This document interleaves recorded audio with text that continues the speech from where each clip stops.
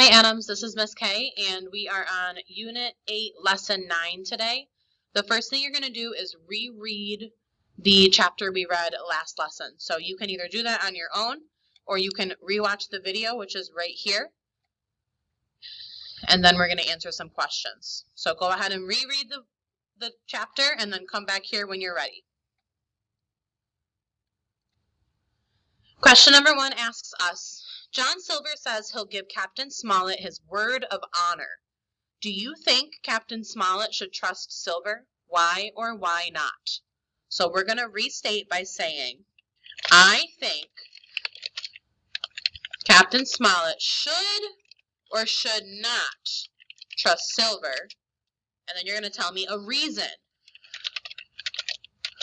One reason is blank. So think about what happened in the text that makes Silver a trustworthy person or an untrustworthy person. For number 2, why do Captain Smollett and John Silver's men fight? That should say Captain Smollett and John Silver's men fight. I will fix that when I'm done recording, and that's true or false. Number 3, who wins the fight? John Silver's men or Captain Smollett's men? Number 4, who leaves the stockade and goes out alone? Which character did that? Number 5 is an opinion question. Why do you think this chapter is titled The Plan? So this chapter is titled The Plan because blank. Think about what happened in the chapter that had to do with making a plan. What plan was created? And then lastly, it says at the end of this chapter, who do you think has the upper hand? And to say you have the upper hand means you have more power or control. So who has more power right now at the end of this chapter? Captain Smollett's men or John Silver's men, and then support with evidence from the text. So you're going to say blank has more power. It's going to be either Captain Smollett's men or John Silver's men. And then you're going to find evidence to support your answer. So in the text, it says blank. And that will be your evidence. So what happens in the text that tells you that John Silver or Captain Smollett's men have more power? That's it for reading. So let's head over to skills. So we're going to start with some word work. We're focusing on the word craft.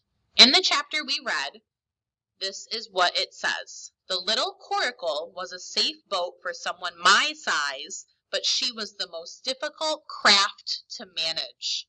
Craft means a ship or boat. And here's one more example of the word craft. The captain sailed his craft through the storm. So number 1, what part of speech is the word craft? Use the sentences, use the definition, and I actually give you the part of speech in the reading vocab, so go back to that if you need to. Is it a noun, an adjective, a verb, or an adverb? Now, craft is one of those words that has more than one meaning. So a craft can be a ship or a boat, and it can also be a skillful work. So if you make furniture, that is your craft. If you make clothes, that is a craft. So you're going to read these sentences, and you're going to tell me which definition of craft is being referred to.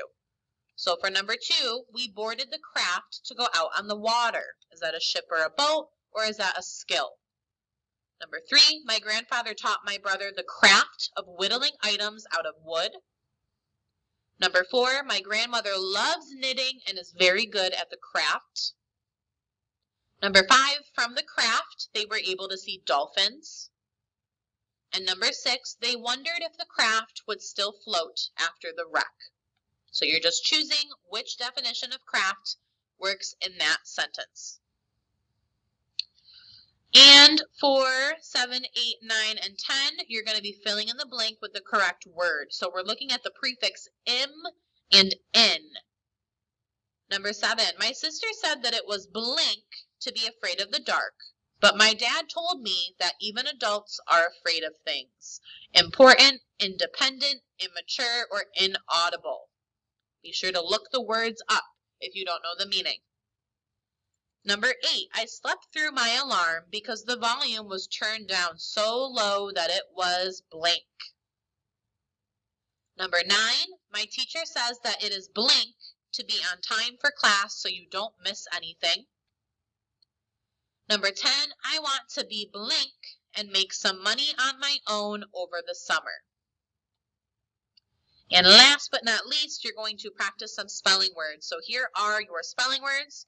We have captain, voyage, buccaneer, league, ferocious, fortune, mutiny, treasure, commotion, and nautical.